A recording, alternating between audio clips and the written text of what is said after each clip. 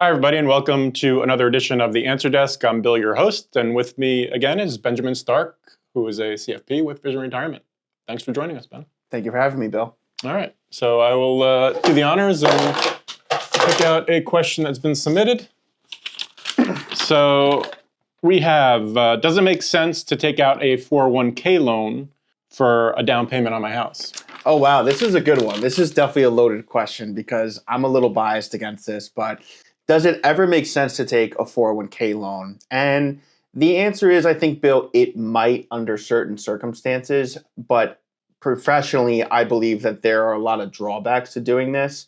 So more often than not, if you can find another way to fund the down payment of a home, I think that's a better alternative versus jumping right into taking a loan from your retirement plan at your workplace. Yeah, I read somewhere that I think only about 10% or less of people actually take out a loan from or withdraw from a 401k for a home purchase.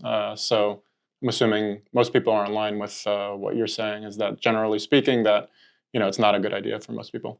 Yeah, just because when you take a loan in your 401k, Bill, you actually can't contribute to your 401k plan anymore while you have a loan active. So most 401k plan loans have a 5-year payback period. So if you pay that back over 5 years, I mean, that's 5 years of retirement contributions that you're missing out on. And I know folks say, well, it's a loan against yourself, but it also really does hurt a lot of people because, again, 5 years of not making contributions is, if it's 10 grand a year, I mean, $50,000 plus compound interest and growth rates. I mean, it adds up to be a lot of money. And I guess a 401k withdrawal, which is another option, would probably be an even worse option because of taxes. It depends. I mean, if you're over 59 and a half, then, yes, you'd pay the taxes, but you wouldn't pay the 10% early withdrawal penalty. You could potentially, if you have like an old 401k, you could roll it over into an IRA. IRAs allow for a $10,000 first-time home buyer exception where you'd still pay the taxes on it, but not the 10% penalty. So that could be a viable choice for someone. But typically jumping right into the 401k as your source of funding, I tend to shy away from. What about an IRA? Well, we just talked about that, right, Bill? So the IRA, again, you could do it.